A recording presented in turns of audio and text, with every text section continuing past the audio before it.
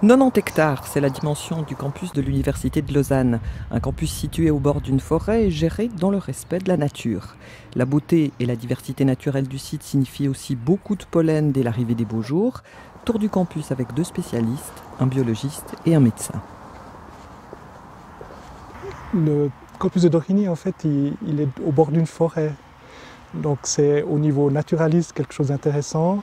Il y a aussi un certain nombre de plantes cultivées et ornementales. Alors dans les plantes qui produisent du pollen, qui peuvent provoquer des allergies, il y a du hêtre, il y a du bouleau, il y a du noisetier qui est un arbuste, il y a du chêne.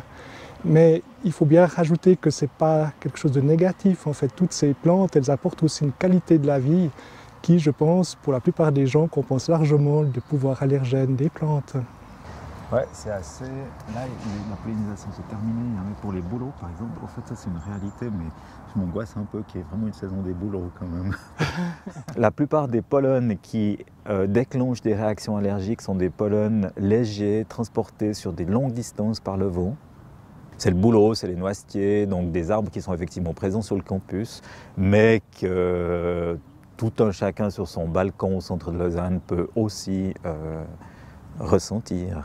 La plupart des allergiques ont des parents allergiques et on a d'autant plus de risques d'être allergique que l'allergie est plus prévalente, sévère chez ses propres parents. 2 parents allergiques, c'est 8 chances sur 10 qu'un enfant soit allergique. Les personnes allergiques qui fréquentent le campus n'ont donc pas plus de crainte à avoir que celles qui évoluent dans une nature moins riche. L'occasion d'observer attentivement la flore et la faune du campus de l'UNIL.